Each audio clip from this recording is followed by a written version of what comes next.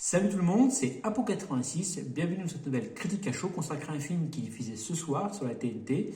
Donc la semaine dernière je vous ai parlé du Da Vinci Code, ce soir je reviens sur un film toujours réalisé par Ron Howard, sorti cette fois-ci en 2009, considéré comme la suite du Da Vinci Code, sauf que ce n'est pas le Da Vinci Code, ce n'est pas une suite, c'est plutôt un préquel, il s'agit de Ange et Démon. Donc toujours sorti donc d'un livre de Dan Brown, Ange et Démon, d'un roman de Dan Brown, j'insiste bien sur le thème roman, comme la dernière fois. Donc on retrouve Robert Langdon, donc l'expert en religion et symbolique d'Harvard, toujours incarné par Tom Hanks. Cette fois-ci, qu'est-ce qui se passe dans ce Ange ou Démon? Donc ça se passe de nos jours à peu près, voilà, enfin des années 2000. Le pape est mort, voilà, et donc on se retrouve avec un conclave.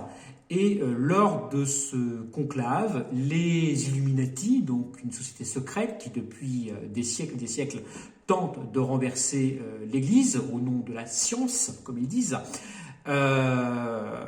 donc ils ont volé de l'antimatière au CERN et menacent de faire sauter tout le Vatican avec cette antimatière.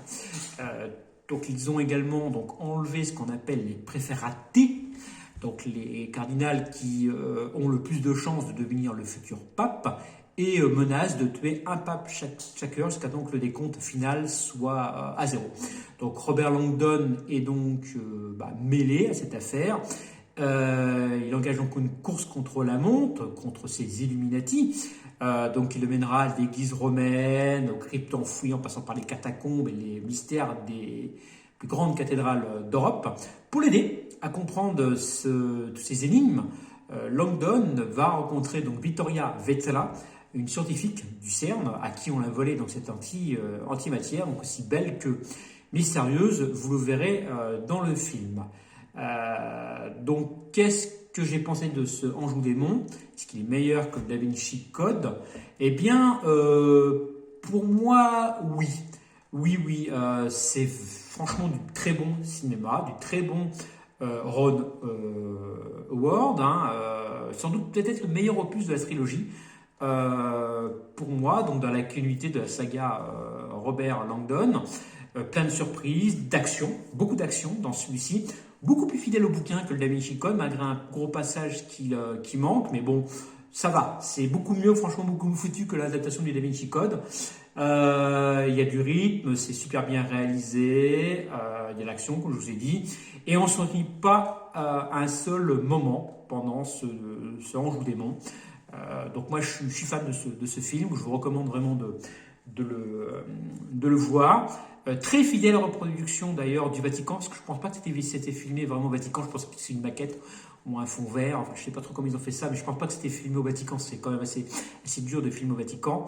Et puis on y croit, voilà, on y croit à ce roman comme au Da Vinci Code. Alors, voilà, on part sur les conspirations avec les Illuminati, rien n'est vrai, c'est un roman, rien n'est vrai dans le Ange ou Démon, dans le Da Vinci Code, mais c'est tellement bien foutu qu'on y croit, et c'est encore, voilà, Dan Brown aussi encore un brûlot adapté à l'écran, et Ron Howard le porte avec brio à l'écran. Voilà. Donc sur Captain Watch, il a 6 sur 10. Moi, je vais être un peu plus généreux, je vais lui donner 6,5 que je vais arrondir à 7. Parce que voilà, c'est pour moi une très très bonne adaptation du bouquin de Dan Brown. Alors j'espère que la semaine prochaine, on aura le droit à Inferno. Je n'ai pas vu Inferno, donc ça sera bien une occasion de le rattraper. Ce troisième opus donc de la saga donc Robert Langdon. Moi, je vous conseille de le voir, donc il passe ce soir à la télé. Et puis voilà, donc comme je dis, j'aime bien sur Captain Watch, de 7 sur 10. Je vous dis à bientôt, surtout gardez l'esprit critique, et à la prochaine.